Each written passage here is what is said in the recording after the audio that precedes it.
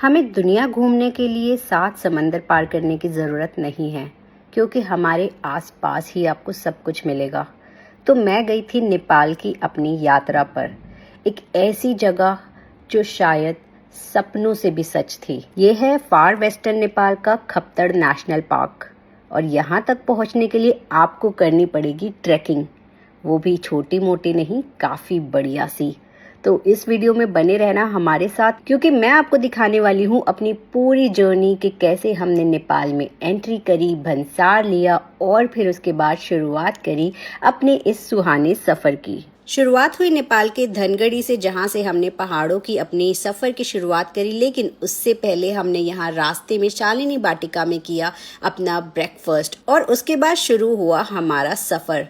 हम लोग जा रहे हैं अभी दादलधुरा की तरफ, और ये जो रास्ता है ना, my God, it's all cloudy. ऐसा लग रहा है मैं आसमान में आ गई हूँ। 5 से 6 घंटे का ये सफ़र कब गुजर गया हमें पता ही नहीं चला, क्योंकि रास्ते में इतने सुंदर नज़ारे, इतना अच्छा मौसम, मतलब कभी धूप कभी छाँव हमें देखने को मिली। और ऐसे में हम पहुँच गए फाइनली खप्तड़ क्षेत्र पर्यटन विकास के ऑफिस में, जहाँ पर हमारा स्वागत किया गया। और उसके बाद हमें स्टे यहीं खप्तड़ होम स्टे में करना था। रात को यहाँ पर भी बादल मानो हमारे कमरे तक ही आ गए हों। तो हमारी जो ये ट्रैक थी ना, वो खप्तड़ सीईओ खेम जोशी जी ने खुद यहाँ पर जो है सारा अरेंजमेंट करवाई थी, और वो खुद हमारे साथ जो है यहाँ जा रहे थे। और हमारे गाइड दीपक जी, उन्होंने पूरा ख्याल रखा कि भाई इस ट्रिप पे ना हम लोगों को कोई भी परेशानी ना हो। So we have reached Khaptad National Park, और आ जाओ जी, यहाँ से अब हमारी ट्रैकिंग ऑफिशियली शुरू हो चुकी है। और मैं तो भाई साहब पहले ही थक गई हूँ, पर एक बार व्यू देखो। मैंने बोला था ना कि धूप ना जाए, बट धूप चली गई है और फिर से बादल आ गए। अभी मैंने मोटा नहीं पहना है, बट रखा है पीछे बैग में, सो जहाँ सर्दी लगेगी वही पहन डालेंगे। ट्रैकिंग करना बिल्कुल मेरे बस की बात नहीं है, लेकिन पता नहीं क्यों साल में एक आधी ट्रिप ऐसी लग ही जाती है जिसमें मुझे ट्रैकिंग करनी पड़ती है। और मैं तो ट्रैक स्टार्ट होने से पहले ही थक गई थी, तो मैंने अपना सारा सामान इधर उधर लोगों को पहले ही दे दिया था, क्योंकि मैं तो कुछ भी कैरी नहीं करने वाली थी। लेकिन दूसरों को देखकर मुझे हिम्मत जरूर मिल रही थी, क्योंकि हम काफी बड़े ग्रुप में ट्रैवल कर रहे थे और सब लोग आगे पहुंच चुके थे, और मैं सबसे लास्ट में मजे मजे में ट्रैक करते हुए आगे जा रही थी। So this is our first stop, और हमारी आधी टीम यहाँ पे वेट कर रही थी। अब हमारे तो वो ऊपर चल गए, और सेकंड स्टॉप भी आएगा। अभी हमने सिर्फ 20% की ट्रैकिंग करी है, सिर्फ 2600 मीटर। यहाँ देखने में लिखा हुआ। और जब लोगों को लगा कि भाई अब तो मैं ट्रैक नहीं कर पाऊंगी, तो उन्होंने मुझे जबरदस्ती इस घोड़े पे बैठा दिया। अब मुझे इस घोड़े पे तो और भी ज्यादा डर लग रहा था, तो मैं थोड़ी ही देर में फिर से उतर गई और पैदल ही अपनी इस जर्नी को मैंने किया शुरू। सो हम पहुंच गए अब सेकंड स्टॉप पे, और यहाँ पे हमारे लिए चिया का इंतजाम किया गया, विच मीन्स चाय। और ये सबसे पहले आ गया गर्म पानी। ओके, अब क्या आएगा? इसके बाद आएगा इसमें कॉफी। ओके, तो सारा इंतजाम अलग से किया गया है। बट एक जो सबसे इम्पोर्टेंट चीज आप देखोगे वो है ये खाना मिलता है, कप्स, जो कि खाने लायक है। खाने लायक है। ये किस चीज के बने हैं पता नहीं, आपको पता है? इंडिया से आया है। अच्छा, ये इंडिया से आया है। हमने प्रमोशन तो किया था इसका। इंडिया से आया है। सिम कौन है ये? हमने जिसका हमने जो वो किया था प्रमोशन, हमने वीडियो बनाया था इसका। वो किस चीज से बनाते थे? वो उसका आटे का। सो बेसिकली ये कह रहे हैं इंडियन चाय कप है जो खा सकते हैं। खा के दिखाओ। नहीं, सेल्फ सर्विस करना है सब लोग। जरूर। ये देखो जी, इन्होंने निकाल दिया गर्मा गर्म कॉफी डालो। ये शुगर है ना? पानी। इधर कोई टी खाया तो टी भी से। अच्छा, टी कॉफी सब है? सब है। ग्रीन टी भी है। वाह, ग्रीन टी भी। ये हमारे लिए बन रही है कॉफी, बस थोड़ी सी। ओके, चलो ये अच्छा, चीनी पूरी पिसी हुई है। ठंडी हो गई, ले ले वो रख। कोई नहीं, बस। तू पीना। दूध नहीं लाया आप? दूध तो नहीं लाया। दूध नहीं लाए, उधर मिलेगा कोई ना, नहीं। ऊपर मिलेगा। तो ये हमारी ब्लैक टी बन गई, ब्लैक कॉफी बन गई है, बट मीठी वाली। कॉफी तो मैं इतनी थकान के बाद ये बहुत अच्छी लग रही है। खाना मिलने वाला है। ये करके बैठ गया। ये देखो सारा रस, ये देखो ये सब मैंने अकेले खाया है। अब देखो उन लोगों ने मुझे एक बार फिर से जो है घोड़े पर ही बैठने की सलाह दी, क्योंकि आगे का जो रास्ता था वो और भी ज्यादा चैलेंजिंग होने वाला था। तो मैं तो यहाँ मजे से घोड़े पर बैठ गई और मैंने सारा जो सफर था ना वो घोड़े पर ही ट्रैक अपना कंप्लीट किया, क्योंकि हमारी पूरी टीम जो थी वो इन एक्सपर्ट्स थी। तो हम सबके लिए यहाँ पर हॉर्स अरेंज कर दिए गए थे, रेन कोट्स लाए थे, क्योंकि रास्ते का मौसम का कोई पता नहीं था। बट हम लोग उसके बावजूद ये पूरा रास्ता एंजॉय कर रहे थे, क्योंकि इतना सुंदर सुहाना रास्ता था ना गाइस। मतलब आप अगर कभी खुद आओगे ना, थोड़े से चैलेंजेस तो आएंगे, लेकिन उसके बावजूद आप ये जगह मतलब देखकर आपका ना दिल खुश हो जाएगा। ओके गाइस, तो बारिश शुरू हो गई है और सबने रेनकोट्स डाल लिए। और कैसा है आपका एक्सपीरियंस? बढ़िया। और ये देखो सब आ रहे हैं पीछे रेनकोट डाल के, और मैं भी इस टाइम जादू बन चुकी हूँ। तो चलते हैं आगे। धूप तो बिल्कुल नहीं मिली आज, बस सुबह धूप जो है अपने दर्शन करा के चली गई, और मैं अब चल रही हूँ पैदल, क्योंकि घोड़े पे बैठ के मेरी बम दुख रही है यार। सो फाइनली कुछ दिखा है खाने का, और इस जगह को कहते हैं ट्री हाउस कुछ को बताऊंगी। और बहुत थक गए भाई, बट देर सेइंग अभी यहाँ से आधा और जाना है, हिम्मत नहीं है। यहाँ पे हम आए हैं, किचन है, आपको थोड़ा किचन दिखाते हैं कैसा है। ये देखो जी, अब मिट्टी का चूल्हा है, लकड़ के ऊपर खाना बनाया जा रहा है। और क्या बात है, ये हमारे राय बहादुर भैया।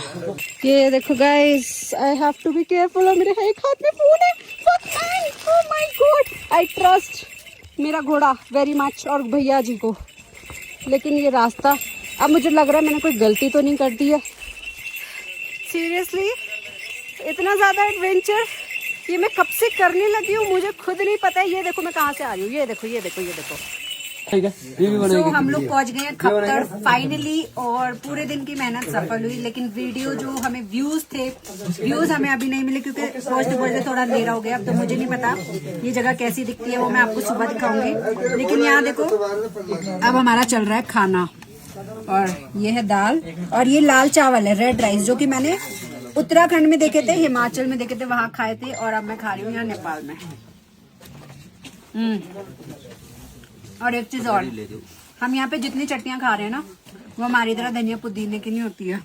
हमने दिन में खाई थी चरस की, अभी हम खा रहे हैं गांजे की। ये देखो, लेकिन इससे नशा नहीं होगा गाइस, ये सिर्फ उसकी पत्ती होती है, वो वाला पार्ट। 16 किलोमीटर की हमारी इस ट्रैकिंग में हम पहुंचे रात के समय ऊपर खप्तर नेशनल पार्क में। हमने स्टे किया हुआ था खप्तर टी हाउस में, और हर रोज सुबह उठ के हम यहाँ पर योगा और मेडिटेशन भी कर रहे थे।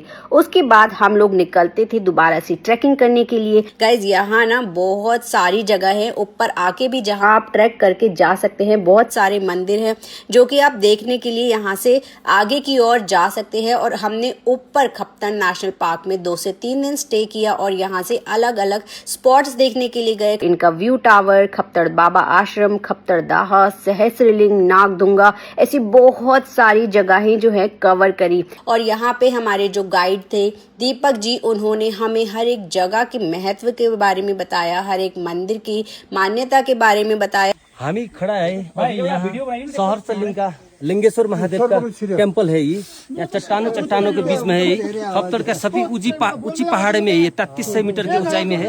यहाँ गंगा दशहरा के दिन में बहुत बड़े पूजा होते हैं। यहाँ नेपाल का बड़े बड़े लोग आते हैं, भारतों का बड़े बड़े लोग आते हैं।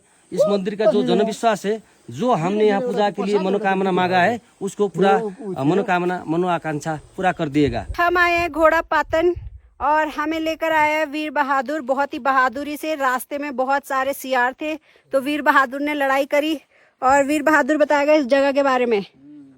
कैसी जगह है ये, कौन सी जगह है? ये अच्छा जगह है, बहुत अच्छा जगह है। यहाँ से क्या दिखता है घोड़ा पातन से? घोड़ा पाटन से घोड़ा दिखता है, अच्छा व्यू दिखता है यहाँ से। घोड़ा हमने नीचे देखा। हाँ, सबसे खप्तर का ठुला पाटनी है। फिर हम पहुंचे खप्तर बाबा के आश्रम, जिनके नाम से ये जगह मशहूर है, और हमने उनकी जीवन से जुड़े हुए कुछ पहलुओं के बारे में भी यहाँ जाना।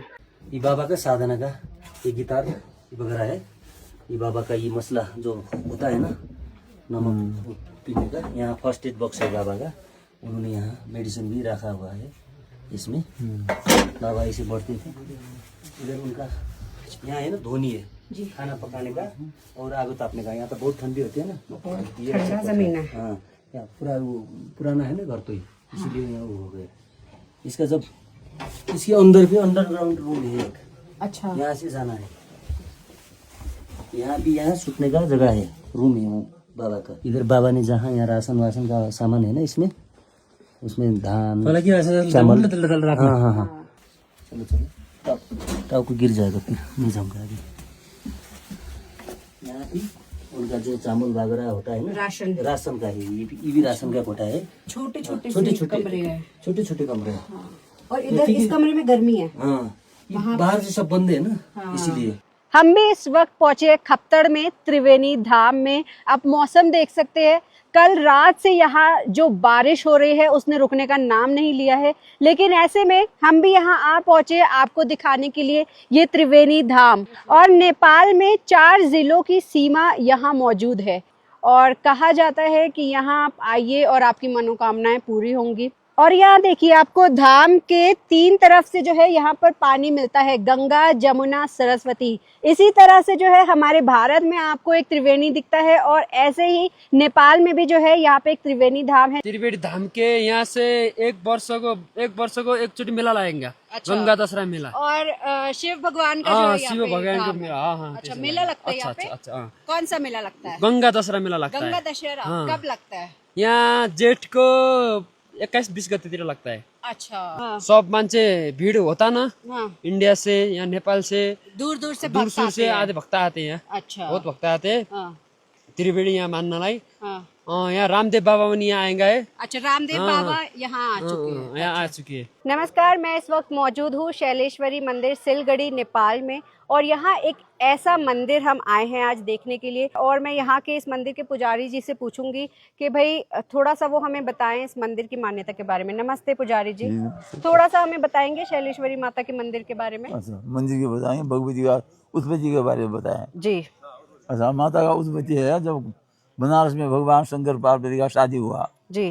तो शंकर पार्वती भगवान वहाँ से काशी से ये पर्वत का पहाड़ कंदरा घूमते घूमते ये वन विहार के क्रम में घूमते घूमते सरयू पार करके जी। इस जगह में आ गए। जी। इस जगह को ना इसका है सीता नदी के ऊपर है, इसको नवगादी पर्वत बोलते हैं, सीता नदी के ऊपर।